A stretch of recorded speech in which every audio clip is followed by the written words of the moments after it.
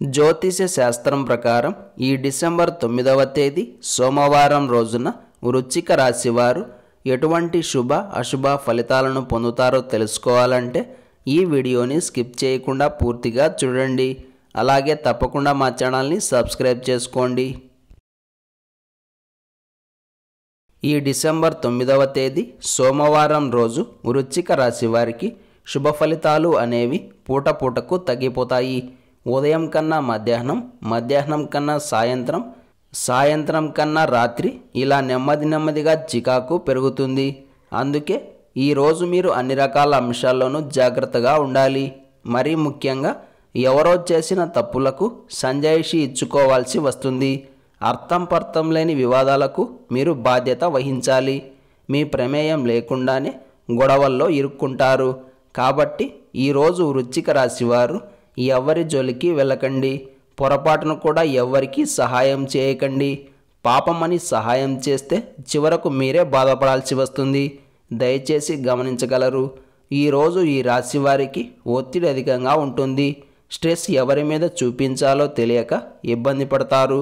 ఒత్తిడి ఎక్కువగా ఉన్న కారణం చేత ఇంట్లో కూడా గొడవలు చెలరేగుతాయి. అందుకే కుటుంబ సభ్యుల మధ్య చిరుబురులాటలు తప్పకపోవచ్చు. ఏది ఏమైనా ఈ రోజున మీరు అన్ని రకాల అంశాల్లోనూ జాగ్రత్తగా ఉండాలి. మరీ ముఖ్యంగా ఆర్థికపరమైన అంశాల్లో చాలా కేర్ఫుల్గా ఉండాలి. ఈరోజు మీరు కీలకమైన వ్యవహారాల జోలికి అస్సలు వెళ్ళకండి. ప్రయాణాలకు దూరంగా ఉండండి. నిదానమే ప్రధానమన్న సూత్రాన్ని నమ్ముకోండి.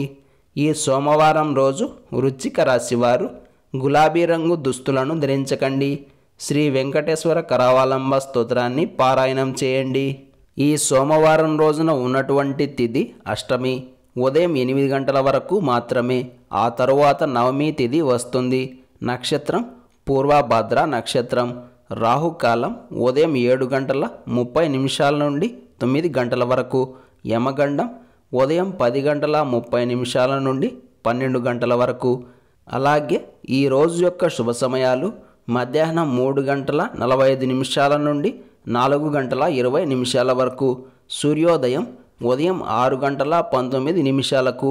సూర్యాస్తమయం సాయంత్రం 5:28.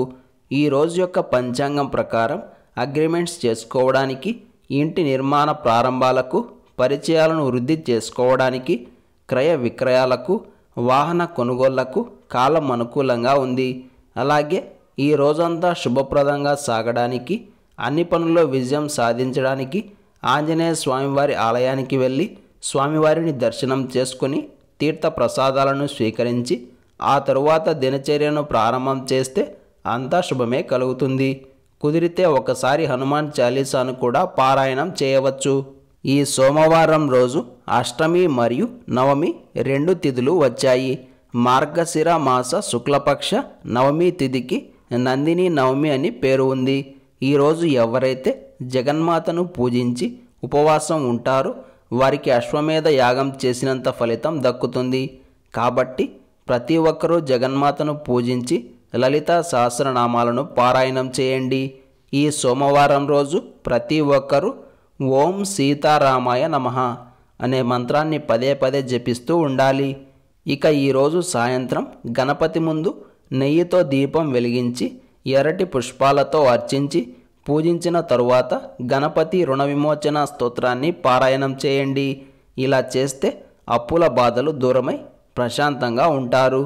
లేదా ఓం గం గణపతయే నమః అనే మంత్రాన్ని 108 సార్లు జపం చేసినా కూడా సత్ఫలితాలు ఉంటాయి.